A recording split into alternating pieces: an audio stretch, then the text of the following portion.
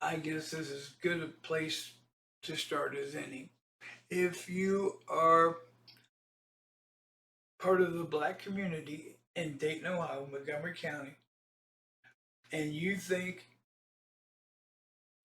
that having a black politician or selected official in office makes any difference, you need to watch this video. If you are on Section 8 or any of the voucher programs in Dayton, Ohio, you need to watch this video. If you are a veteran, you need to watch this video because this is going to be all about how they really feel about veterans, families in general. You need to remember this the next time you go to the voting booth. What you're looking at now is the Montgomery County Commissioner's Office of Strategic Initiatives.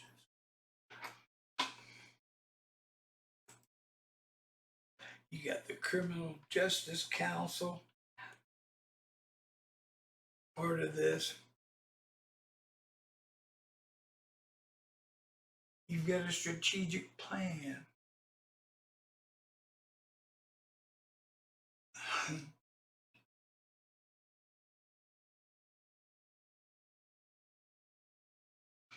For all of these safe, healthy, and productive lives. That's the county mission, right? Okay. Well, in 2019, Dayton, Ohio, the city itself was the top location for number of homicides. Top 5 that year. Well, this was going on, okay? Criminal Justice Council.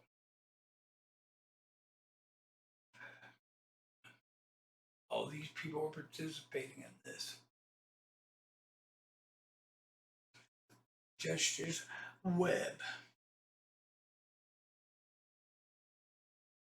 They colluded with these racially motivated nonprofit organizations in the community.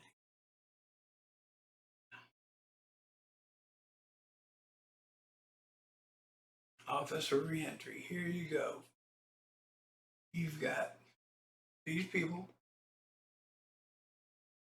Inclusion. We value creating a welcoming space that is non-judgmental, where everyone is respected, feels engaged, and motivated, and their contributions are valued. What they're talking about is people that don't vote, that don't contribute anything positive to the community.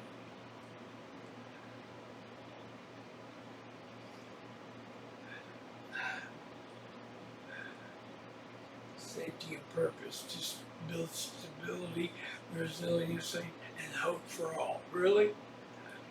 These open door jail policies putting these career criminals back on our doorstep doesn't exactly sound like safety and stability for the community.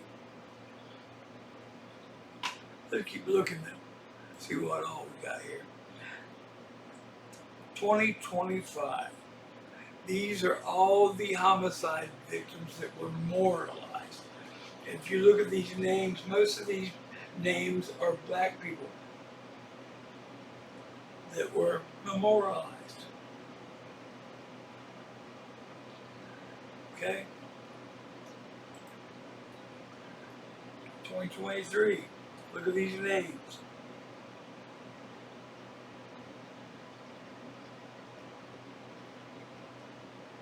You might not even know these names.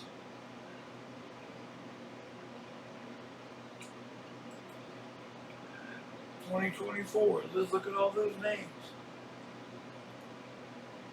Keep in mind that Dayton, Ohio stays in the top 10 for the highest violent crimes and murder in the country, in the entire country.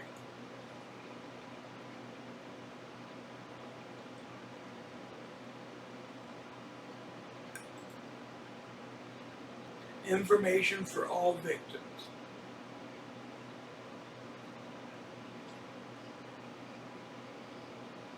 Understanding of the criminal justice system and the police investigation.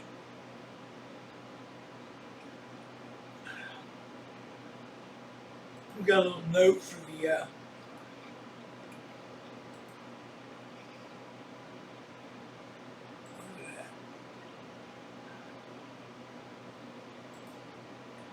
note to victims. Here we go. Returning citizens come in different shapes and sizes. In fact, there's a great variety in the nature of the crimes they've committed.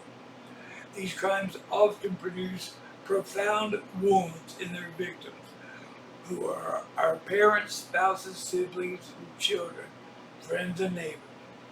The Montgomery County Office of Reentry stakeholders, these people here are holding a stake. That means they're making money off of this. They spent a significant time contemplating the impact of these crimes and the glaring fact that they were committed by the very people we aim to serve through this initiative.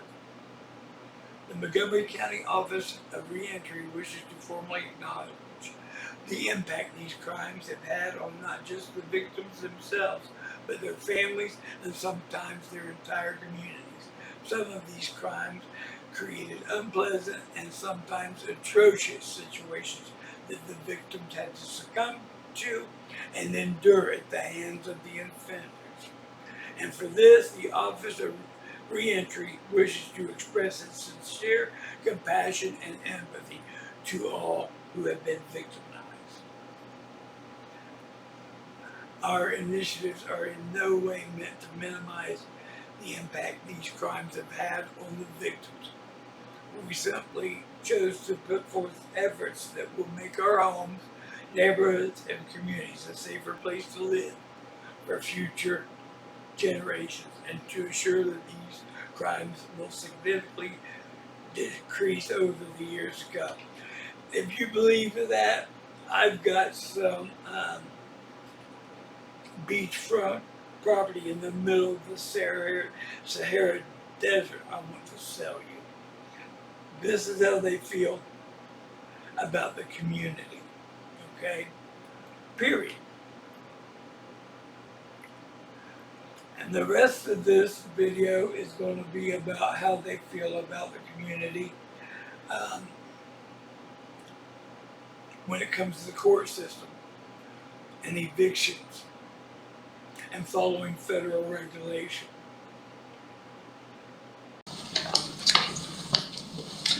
Sir, would you state your name and address? You have 5 minutes. Thank you.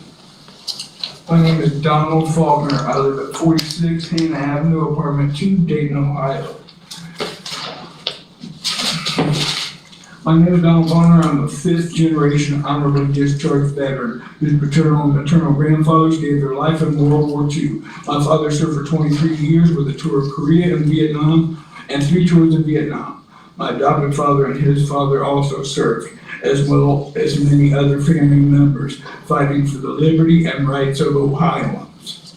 I'm here before you today because you elected public servants have refused to acknowledge any of the emails, phone calls, and social media contacts that I've sent you concerning the Dayton Premier Property Management Section 8 employee, Annie Roper, hanging up on the phone on me and ignoring my landlord, violating several state and federal laws, most notably 24 CFR 983.353, Section B, Section 3, Section 4, Section B, whereas Clayton Sears, the CEO of Sears Investment Properties LLC, allegedly has conspired with attorney Scott Oxley, not the attorney of record, brought fraud upon the court to deprive me of my civil rights as retaliation for use of the Section 8 and HUD-VASH programs to report a severe rodent infestation and a scheme to keep the double deposit of $1,400. I've broken no laws. My portion of the rent is paid in full. After failing 2 Section 8 inspections, the 24 CFR 983 Section 1 says that the family is responsible for paying the tenant rent, and the rent minus the utility allowance. Section 2, the amount of the tenant rent is determined by the PHA, and it is the maximum amount the owner may charge the family for rent. We contract units to be divided by the owner with additional charge to the tenant in accordance to the HAP contract and lease. Section 3, the owner may not demand or accept any rent payment from the tenant in excess of the tenant rent as determined by the PHA. The owner must immediately return any excess payment to the tenant. Section 4, the family is not responsible for payment of the portion of the rent to the owner covered by the housing assistance payment under the contract. The owner may not terminate the tenancy of a assisted family for non-payment of the PHA housing assistance payment. Yeah, I went to municipal court in case number 2021 CVG 01362W. And the court participated in this fraud itself by trampling my rights allegedly and threatening me with contempt if I said one more word trying to present my case. They evicted me also in retaliation allegedly for use of the Ohio Supreme Court Disciplinary Council.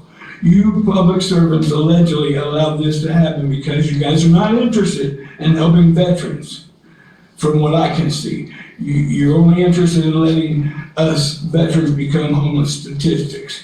I've contacted many of you by phone, by email, and all for months now since September concerning this behavior by the Dayton Premier Property Management. This is Section 8, people. I shouldn't be, my rent's paid in full. I'm not responsible because this guy failed his 2 inspections. But yet the Section 8 people hung up on me, Andy Roper hung up on me, and they let me go to court knowing that this landlord is violating that federal law. I want to know what's going on here, why you guys haven't returned my calls, why you haven't responded to my emails, and how in the world did I go to court and get evicted when my rent is paid?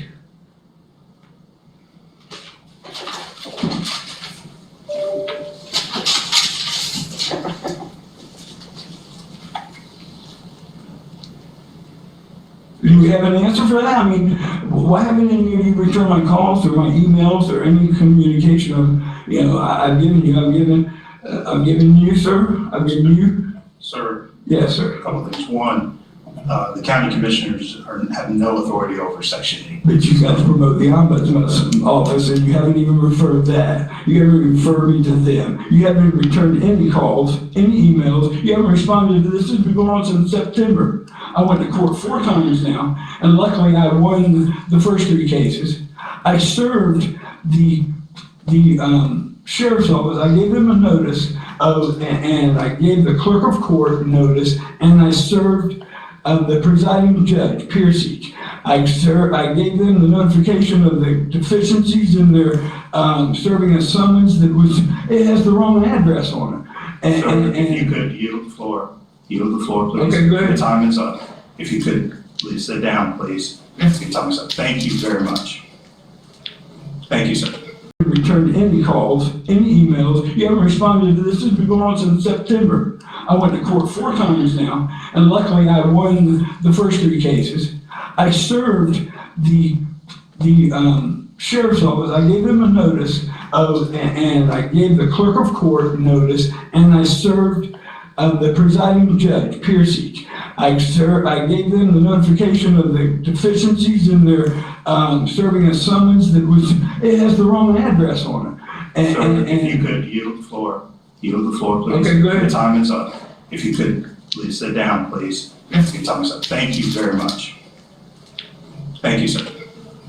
Thank you. So when do I get an answer on that? Why didn't you guys answer me? Thank you, sir. Commissioners? I think you're up first.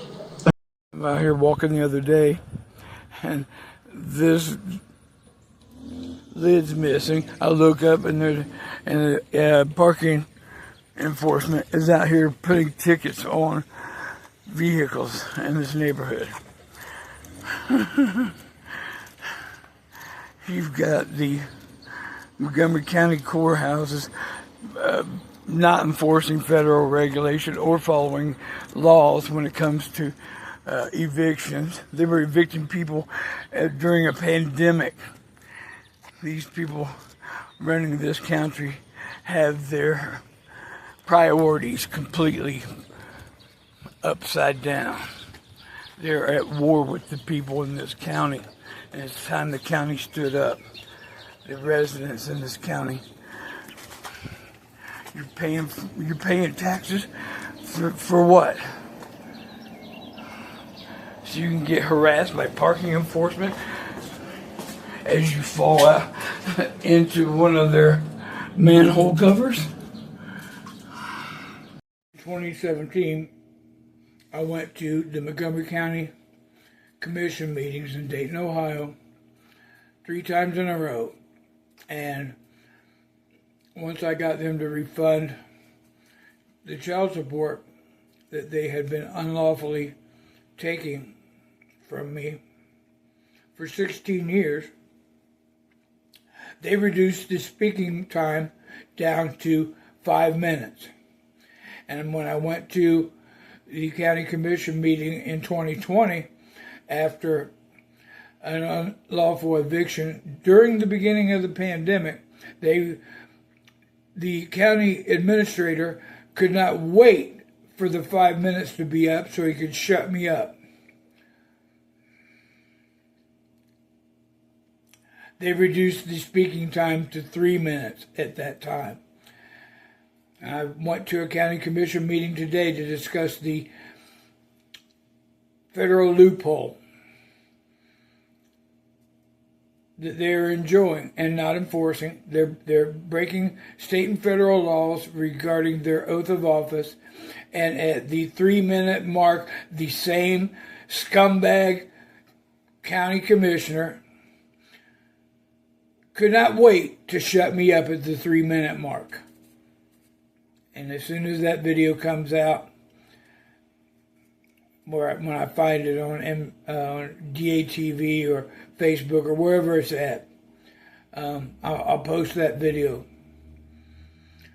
But this is just how the county administration feels about their voters, regardless of your color or your creed or your religion or any of that nonsensical division nonsense. The reality is they are at war with all of the people who are voting for them. Period.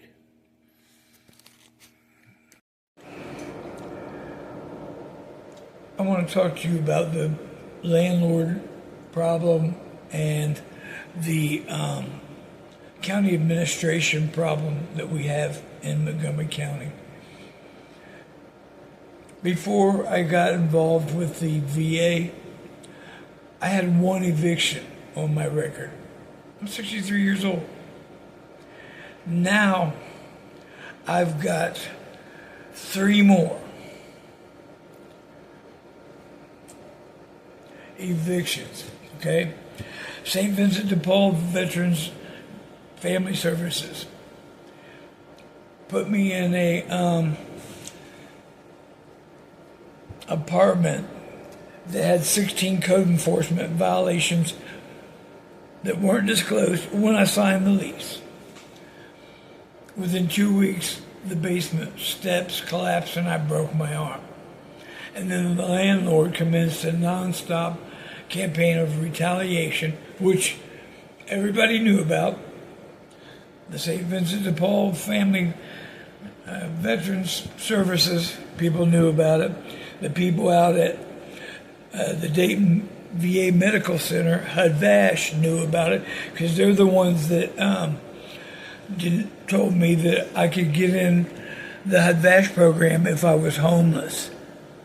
When I went there, I went to Xenia and saw the HUD office. They had a sign up there that said homelessness prevention and homelessness assistance, not homelessness creation. But that's what it is, ultimately. So anyways, that first landlord kept my rent at Christmas time, filed for non-payment of rent, and mailed my check back a month later and evicted me. In the middle of it was in the beginning of the pandemic. Yeah. They were throwing families and veterans in the streets at the beginning of the pandemic. Fast forward to I finally get in. I go, I was getting, the guy out in the reason I got on the VA stuff is because the landlord out in Xenia, some Russian guy, he refused to repair the toilet that was leaking in the crawl space under the house. And he tried to sue me, and I ended up suing him and winning. But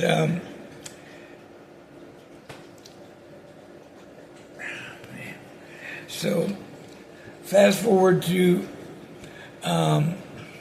Midwest Acquisition and Property Management, LLC. They're scumbags. The place is still for rent over there in Heaton Avenue, and that place was getting ready to fall into the basement when they threw me out of there. The videos are on my YouTube channel. So, they evicted me in the pandemic.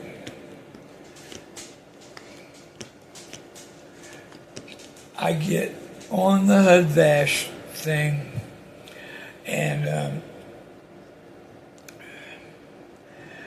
the place that they put me in out in Drexel, the place failed the inspection. This is one of the biggest problems right here.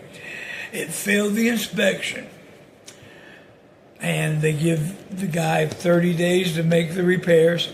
He didn't do it. So the Public Housing Authority, Greater Dayton Premier Management, they abate their portion of the rent, okay? But there's a federal regulation written right into the public housing contract, 24 CFR 983.353, that says the landlord cannot ask for another penny more than the Public Housing Authority's approved amount for the family or the tenant. So they abate their payment. I kept my rent payment current. The landlord filed for non-payment of rent eviction, and I went out to that courthouse out there in New Lebanon with Judge Pierges. What a dirtbag that guy is. He there was a magistrate, and 4 times they had the address wrong. I mean, that right there made them start over again. And finally, the magistrate said, "Listen, Mr. Faulkner, this ain't going to happen like this next time." And he wasn't lying. I did it by the book. And they still hadn't corrected the address. If the address is spelled wrong, it's not like the post office listed, they have to start over. Not this time. Matter of fact, Judge Pierges let that landlord hand me my check back in court, which proved what I was saying was right. The HUD-VASH team out of the Dayton VA Medical Center did nothing. The Public Housing Authority did nothing. Let me go to court, get evicted by myself. It wasn't my fault. My rent was paid. So, and legal aid wouldn't help. Nobody would do shit. County commissioners, everybody knew. The attorney general for this state knew.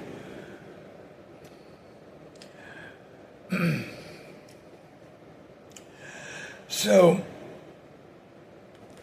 I had to put my stuff in storage. Every time I put my stuff in storage, shit gets damaged, lost, you know. And I have to pay for the storage. You know, even though it didn't happen, it's not my fault or anything. So they get me into another place over couple blocks from here, and it was great when it first started out. But the landlord, who are two Dayton police officers, retiring at the time, they were doing a scam bed bug treatment. They were going from there's 18 apartments in this complex. They were doing one at a time and being quiet about it. They did did his apartment, charged him $500. And then they went to the neighbor next to me, and I called him and said, hey man, those bugs are coming over here. And Becky Roberts, Detective Becky Roberts, says, I'm gonna call the exterminator and I'll get right back with you. She didn't get right back to me. She sent me an email later that night saying, we'll be over there tomorrow and tell you what the plan is, right? So the plan was they were going to heat treat my apartment and put me on the payment plan. And I told them, I'm not going on a payment plan. It's unlawful. And you're not doing the treatments right. HUD guidelines for extermination of bed bugs in a multi-unit complex, you do them all. You don't just do one and chase the bugs from one place to another. Well, that caused this big ruckus. They stole my shed from me. They were threatening to have me thrown in jail. Rod Roberts was raging at my door. He's a roid rager. So, and I've had to throw him out of my place 3 times, physically. So,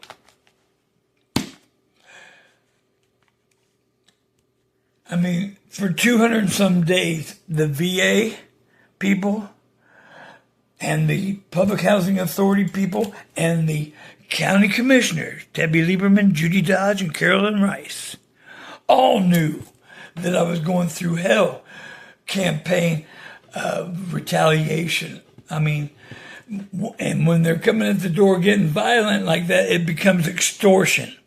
Okay, I've reported all this to internal affairs at the Dayton Police Department. They did nothing, and the chief of police swept it all under the rug.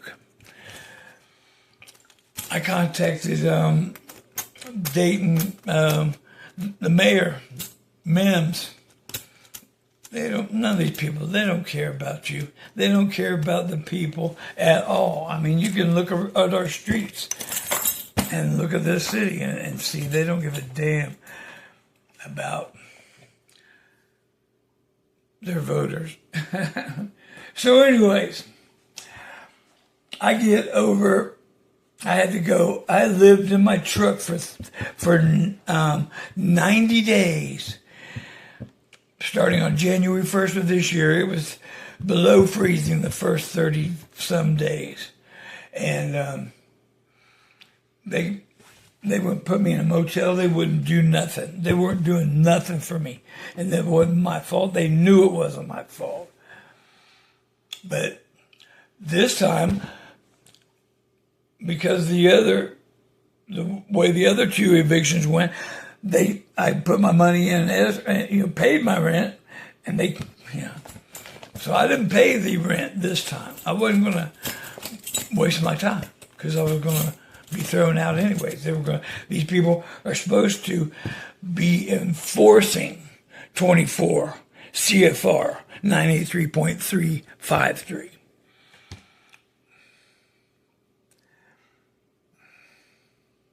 But they're not.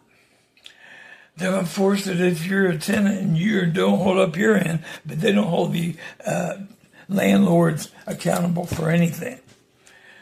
I've had some real good referrals, let me tell you. Woo!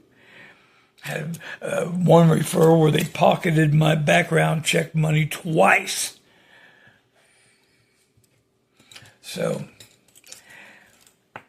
I get in over here where I'm at now, and the paperwork had to be redone 3 times. And all 3 times, I'm like, listen, I don't know who did the math on this, but the math's not right, okay? because my income went down a little bit. The rent only went up $100. But my portion of the rent went up 85%. I mean, $160 or something like that. Yeah, $160, at least that much.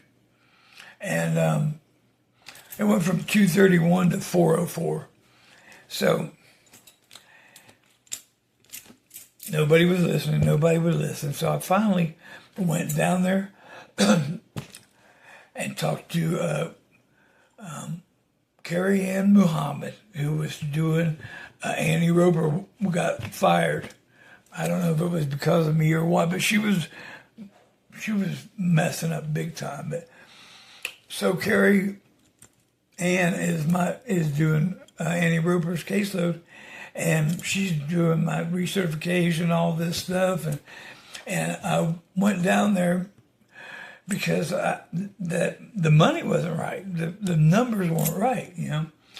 And she says, well, right now they're doing an audit of your account right now somewhere in this building. I don't know where they're at, but they're working on it right now.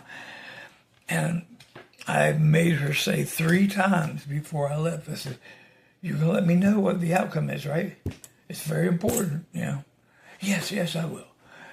She never did get a hold of me, so I emailed her and I told her, I was like, you know, you're acting just like Annie Roper, and told me you're going to give me the emails. You're going to give me email as soon as the results came in, and all this stuff. And I told her, I said, I thought we were starting to get on the same page, you know, but everything you said would happen in our meeting didn't happen. You know. And she emails me and says, "I'm not leasing. I'm not your caseworker. I was helping you. Reach out to the HCV supervisor." She was my caseworker. Nobody notified me that she wasn't my caseworker. And when I went in there to talk to her that day, the receptionist didn't say, "She's not your caseworker." She didn't say nothing. She was acting like my caseworker in there. So anyways,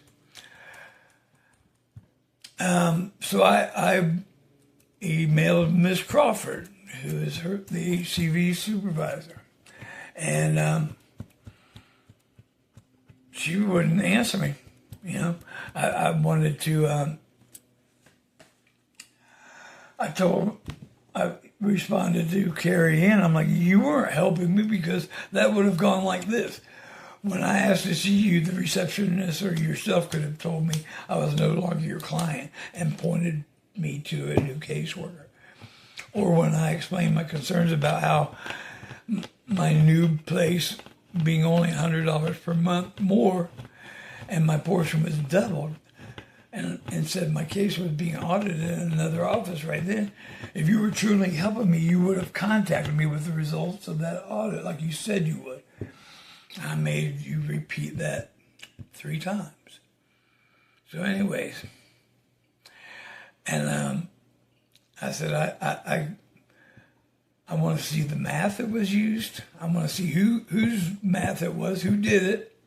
And I still don't have a copy of the voucher or the lease. So, you know, I've been here for about 4 months now. I still don't have any paperwork. Been paying. They still don't got the math right. I don't believe it might be, but I don't think so. But anyways, I can't get anybody to cooperate with me. I've asked for. I've demanded my lease, a copy of the voucher, a copy of the math each time it changed. I want to see why I was paying more than I was supposed to. And I want to know that the math is right now. I want to know what they use for income for me and all that stuff. I have a right to see that stuff, you know. And I've been waiting for about 7 days for Jennifer Heapy, the main person over there at Greater Dayton Premier Management.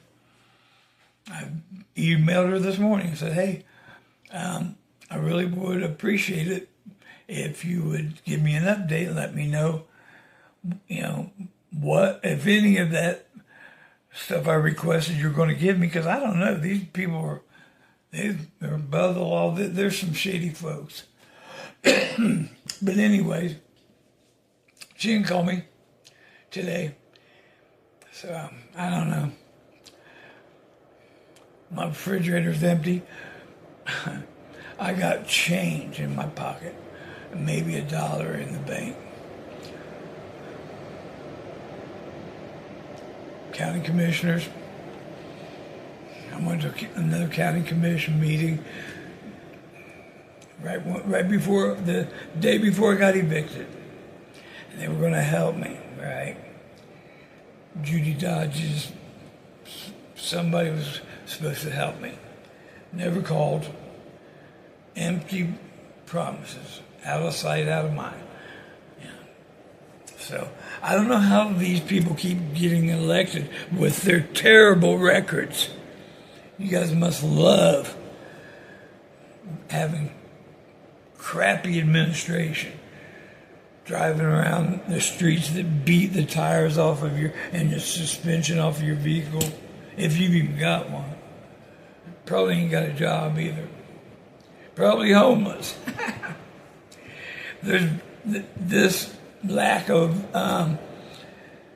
enforcement of that federal regulation has put, I would like to know the actual statistic of how many families and veterans have been evicted while their rent was paid, while their portion of the rent was paid.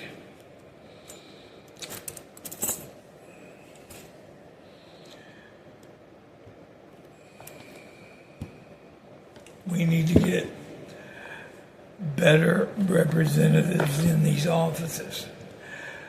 People that represent us. Not people that have offices of strategic initiatives that cater to non-tax paying violent criminals, putting them right back out on the street again. With good, honest people, throwing us all out in the street. I was going to go to the county commission meeting today. But I'm like, why waste my time?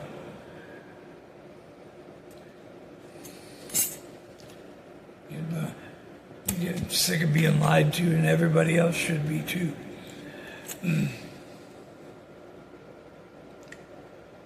Look at the money they spent whining and dining NATO coming to town.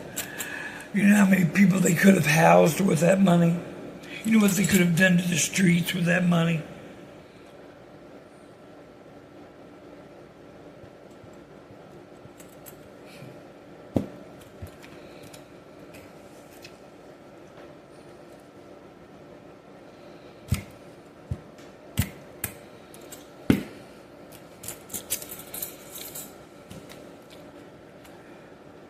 The local news stations, newspapers, they're all gatekeepers. They've all had all this information too.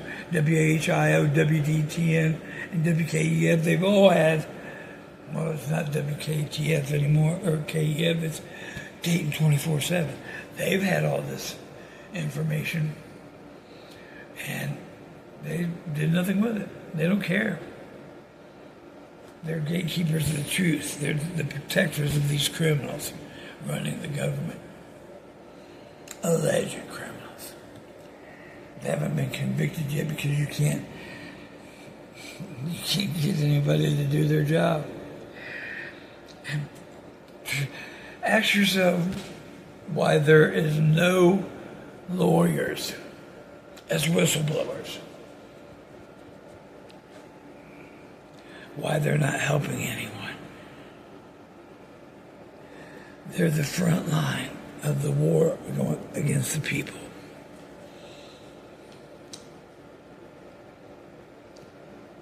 Was it that character in that Shakespeare story? I'm not going to misquote it, but he says he had a valuable thing to say about the lawyers.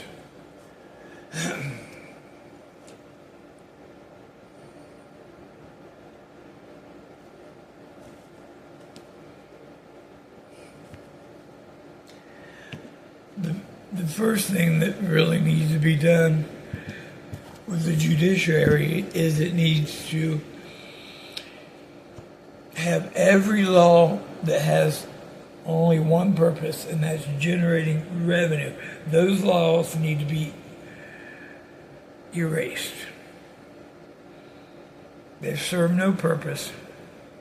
There's no greater good in making these people rich while we suffer.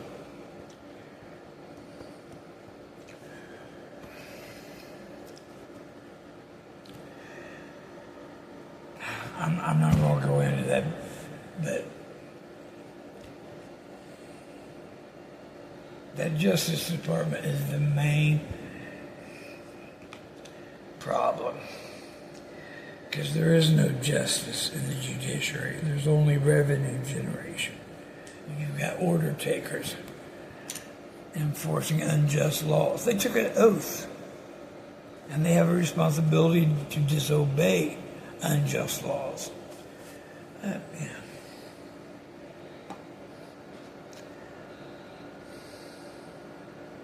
You guys need to stop voting for these dirtbags who do nothing for the people. They just serve themselves. Do we need to believe in something called white privilege? And what does it say for us as black people when we believe in this concept of white privilege? So white privilege is the concept that no matter what, if you're white, you're doing better than any black person ever because your skin is white.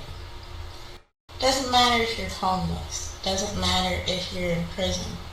Doesn't matter, you're doing way better than every black person because your skin is white. So a lot of times these social justice warriors will say, oh, you're white, you don't have to worry about the cops harassing you. Well, I'm worried about cops harassing me. I'm a black woman and I live in Texas.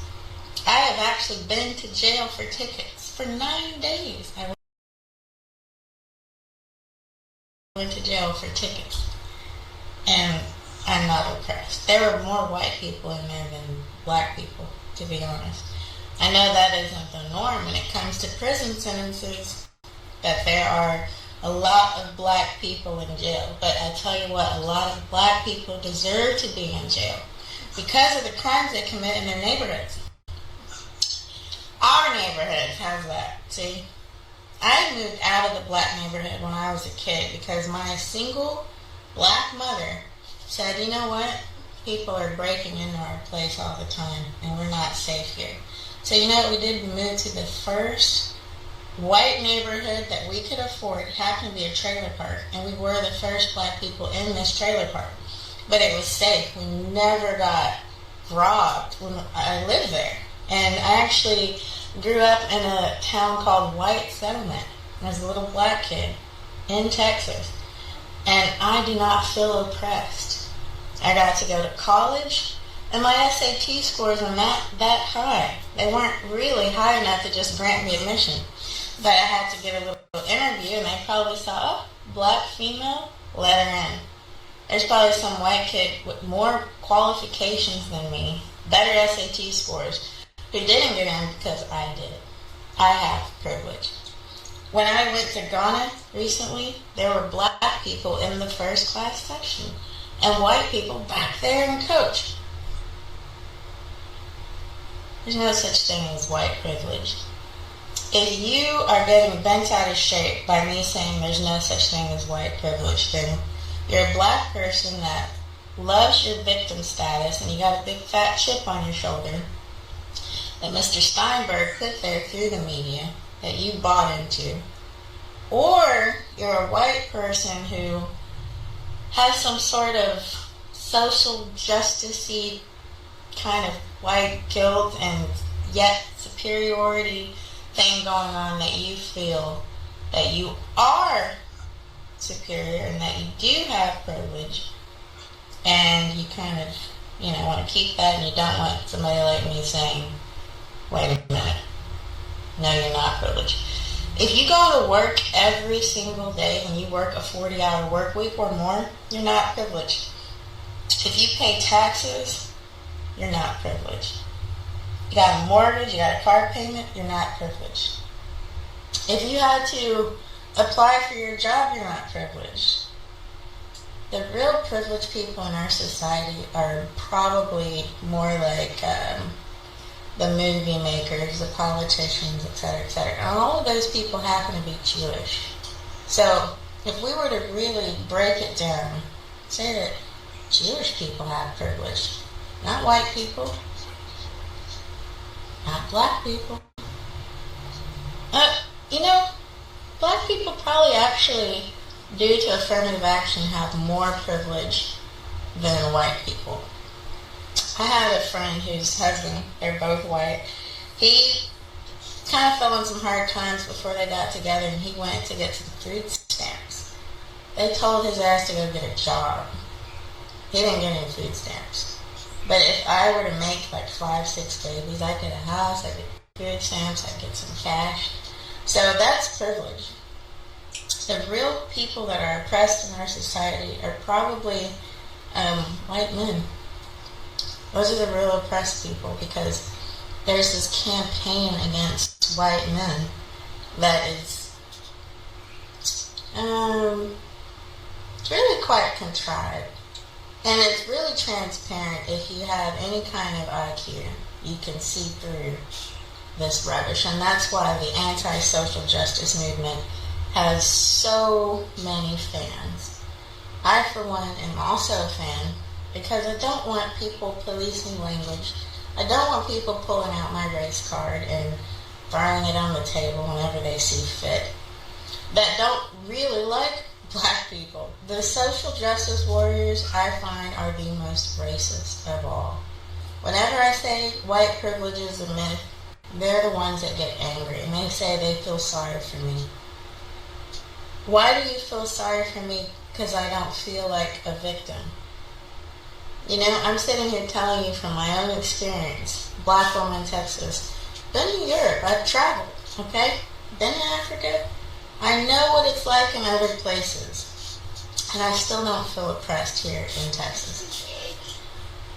You know what? If someone doesn't like me, the fuck do I care? The story of Dayton is both a beautiful story of ingenuity, community, and fortitude. But it is also a story filled with tragedy and injustice. To move towards a future of racial justice and equity, we need to hear all parts of our city's history to understand how these parts have shaped and perpetrated division, fear, and inequality.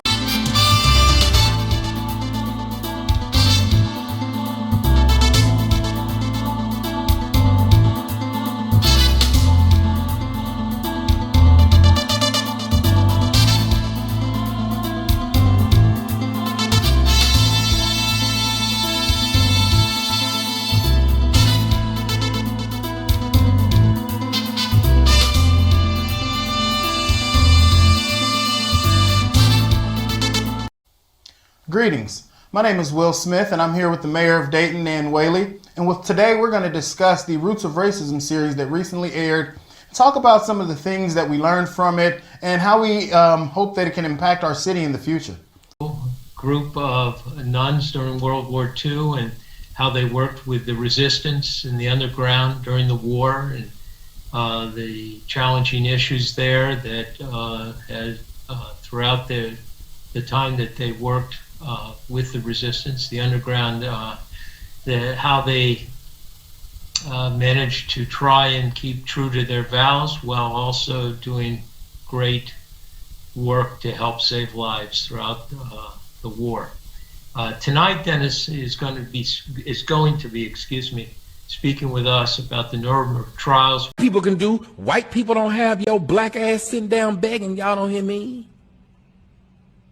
When's the last time a white person had your black ass somewhere begging and asking for forgiveness? When the last time your ass had to learn something about Christopher Columbus, had to learn something about Queen Elizabeth? When the last time your black ass had to learn something about Andrew Jackson? When the last time your black ass had to be forced to sit down by some white man to listen about his ass and his damn Christianity and his damn Catholicism? When the last time a white man was able to punk your black ass like that because you said something about them, because you called them an animal, because you called them the devil, because you called them anything. You want to sit up there and have Jews tell you about how bad white people are, but they the ones that got your ass crying and begging and shit. Who's your real master, black folks? Who your real master?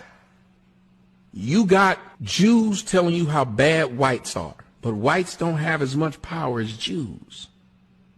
Have you noticed they get mad when you make jokes about Jews being good with money? Why are they upset about being good with money? That makes no fucking sense. Until you look at the context of it, that a lot of countries, they were kicked out because of how they handled money. What is the greatest trick that the devil played on man?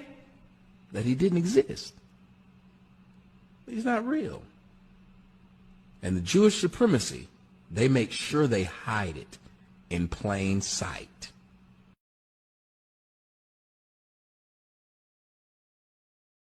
How many of you are lawyers? Only one in the house? No wonder we go to jail so much, brother. But at the top of the law profession, who are the top in law? Sorry, I didn't hear you.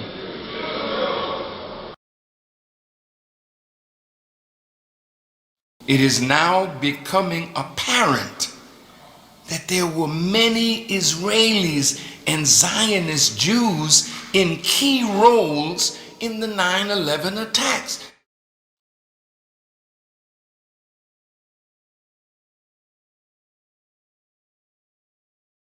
Talking about the wicked ones in the Jewish community that run America, run the government, run the world, own the banks, own the means of communication. They are my enemies. But as sure as I'm alive, my enemies will be made my footstool. And so will yours.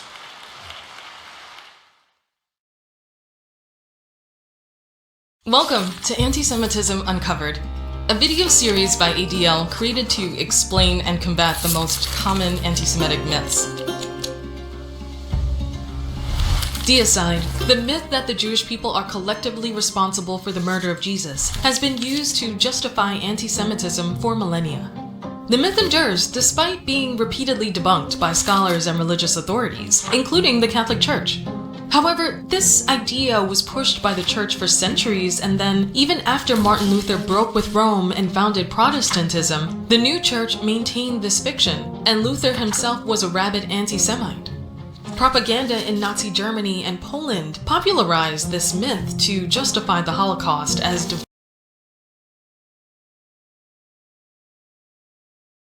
They never gave us any water, they never gave us any food. The children were screaming. Spielberg's USC, Survivors of the Shoah Visual History Foundation, contains over 50,000 video testimonies. Out of 50,000 testimonies, the Shoah Foundation handpicked a bunch of hate-filled liars and Zionists for their documentary. Surely, out of 50,000 video interviews, there must be some Jews telling some semblance of truth about life in the concentration camps.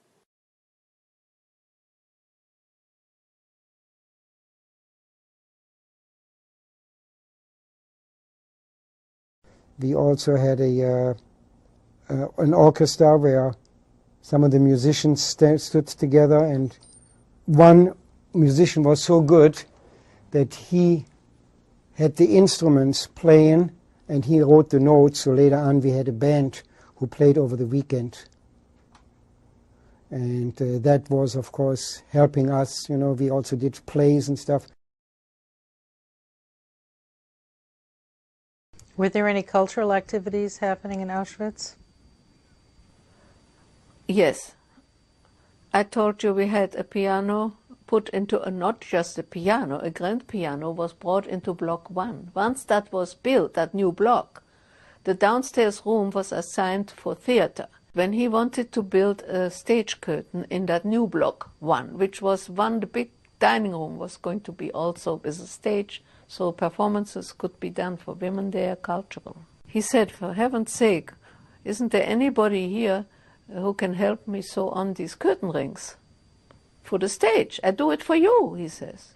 And I came forward and I helped him with the curtain stage, and that was wonderful because I had a man sitting across me for a change. And my roommate is in charge of work assignments, and if you happen to know music, what instruments do you play? I said, I learned piano, but not good enough for an orchestra. I can tell you that right now. And he said, well, then maybe you know the notes. I said, yes. He said, well, then I can use you, because we have to write it from the original music piece, what the director gets, to the instruments. And so for each instrument has only a short line on the whole paper. So I had to take it apart and write for each instrument from that what I had to do. That I had to even make the lines. We didn't have paper that was pre-printed for notes, nothing. So I spent the whole day there for a while until we were taken away from Auschwitz. But then she saw me work there. I had a big table where I could work and lay out all the paper, and it was very peaceful and relaxing. And Otto wanted to talk more to me. That is when I met that SS man at one time. That was the last job I did while I was in Auschwitz. And when the other job, when I was in Block 10, we went out to pick the leaves. And from these leaves, they would make tea for the whole camp, for the whole Auschwitz. How did you entertain yourselves? Well, there were at the beginning of those days, there was a library where people could get books to read. There were newspapers which we could get, and also among ourselves sometimes we had a violin quartet. We used to come and play in barracks during the evening. That was this. And later on, they said they're gonna build a movie in the camp, and the president said, "Olive, you must be crazy. They're gonna make a movie for us in the camp." And really, it happened. They made a movie in the camp. Yeah, and we went in barracks after barracks. We could go to see a movie sometimes in the evening. They brought movies in to see in the evening. And What kind of movies would they show? well, German movies. But once I came to the main camp, we were allowed twice a month to write home. Once a postcard and once a letter. They gave you the materials? Yeah, they gave us the letter, the materials, and we could How did you get the stamps? Stamps. We could buy stamps. You had money? Yeah, we still got money. The money we got through the Jewish community from Vienna, who sent us everybody some money. And in the camp you could have currency? Yeah, we could have money because there was in camp also what they call a cantina, and not many times, but once in a while they sold a few cigarettes or they sold something, whatever they had. So if you had money you could buy in the cantina there. Food, there wasn't really any food, really. They usually sold, and sometimes they sold some weak beer, they sold also in the cantina. Yeah. But not really anything else, not much, mostly cigarettes. And when you went to the movies, did you have to pay? Yes, we had to pay. After the money stopped, the regular money stopped, we got paid in coupons then. Paid for your work? But I don't know if it was for whatever we got paid for in coupons, which were redeemable in the cantina if they had something. So that was their way of distributing money then to everybody. Everybody got this money then. Of course, what we did is for the weekends we got together, we got a group of us together, and we made a soccer team, which was a little later, where we played soccer. Well, it's amazing that there would be a soccer team, that there'd be enough energy left to do something like that. Well, I don't think we were quite as energetic as we were with the other regular team, but we did something to, it kept our mind off of the problems we had. You mentioned to me the other day that Monowitz was like a college library. Well, that was... In what way? Especially the Germans start losing the war, 1943, 1944. So 1944, we had soccer games in Gross-Rosen. Soccer teams, we organized very well. Soccer teams, each nationality organized a soccer team. And we organized our equipment, everything, and play soccer on the assembly line, on the assembly place. In Gross-Rosen? In Gross-Rosen. So, that much freer was. But it was 1944. The Russians already pushed away, Americans already invaded from the other side, so they have to give more freedom. But there was much more freedom, and food didn't improve very much because simple reason they didn't have it very much themselves. So. Did the civilians try to help you at all? Did they trade goods for things? It's as I say, that we have almost everything what we wanted for the soccer teams, from the civilians, from outside civilians.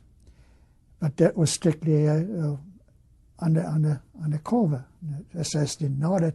They knew it, but they didn't do much about it because they knew the war was almost over. So they didn't. They even played soccer with us. That just to make the story funny, that whole incident funny. That one time the Polish team play against German teams, and one of this top enlisted SS men decided he wants to play for the Polish team. So we say, okay, you can play for us. And then the commandant, that commanded, SS commandant, he was like a captain. He decided to want to play for the German team. So he went in the field. I think they were a little bit tipsy. How did you feel about that? And the funny part of it, we said, just let them play. They play almost by themselves. We just run around them. But that was one of this incident which stuck so funny on it. But that's happened. So, but it was 1944. So it almost things came to a close. So is what you're saying then that the closer the end of the war came, pressure was let up rather than becoming more cruel or... In our camp, pressure, you did feel the pressure later. The big problem is that the Auschwitz soccer field was right next to the so-called genocidal gas chambers and would be in full view of the so-called final solution. Freddie Hirsch called me to the children's barracks. He was heading then, and he asked me if I could paint something on the wall for the children. And I said, well, if you can get the materials. He said, I'll get the materials. I said, okay. And then a very handsome young blonde man from the men's camp came over one day, and Freddie Hirsch called me to come and meet him, and he asked me what I need. So I said, well, if I can get any wall paints, so any tempera paints, I would like those, if you can get me some. And he said, yes, anything you want. And so before I knew it, Freddie had the stuff ready for me, and I started painting. At first, not knowing what, I looked at that huge drab, it was kind of olive-colored like all the barracks were, wall. And I thought, well, the thing to do is to make it look like we are in a Swiss chalet on the deck, and there is a balustrade with flowers on flower pots on it, and we are looking out at the beautiful meadows and maybe see some cows and sheep and stuff. And I started painting. And then afterwards, far in the distance, I was putting some sheep and some cows. And then I noticed that all the kids were standing around me, behind me. So I turned around and I asked them if they would, do they have any special wish what to put in that meadow? And they said, Snow White and the Seven Dwarfs. And that was a very surprising answer. So I made a painting of Dopey standing on another dwarf's head with a cloak around him, so he looked like a tall guy, so he would be as tall as Snow White. And they were dancing together, and the shoes, those soft shoes and everything. And the kids loved it, and I made some other dwarfs around, one who was playing the accordion. I think that was Grumpy, the mean one. And the professor with the glasses. I made almost all the dwarfs standing around. Some of them were clapping, and that's what the kids liked. I now understand that there was another painter who continued painting on the walls after I've left. I don't know about that. When you were in the process of doing that, yeah.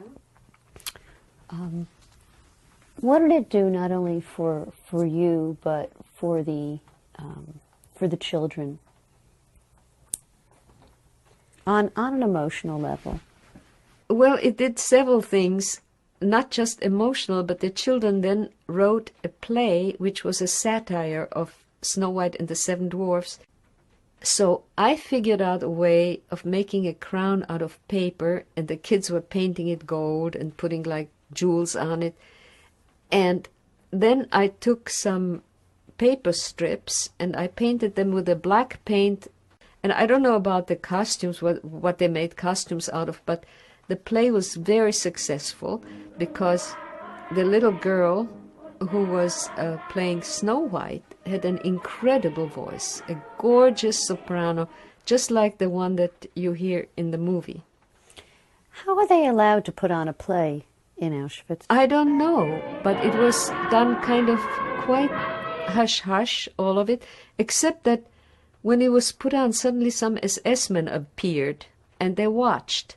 And then when Arno Böhm put on that play, he wanted something like a vaudeville play, which I was in too. That was when I couldn't stand the breath of the guy who was playing with me.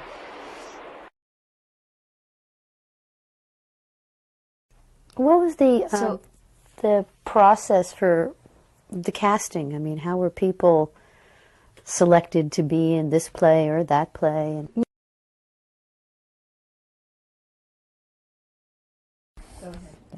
This is a picture that was taken at my father's cousin's grandchild's bat mitzvah 3 years ago. And these people in this picture are all survivors.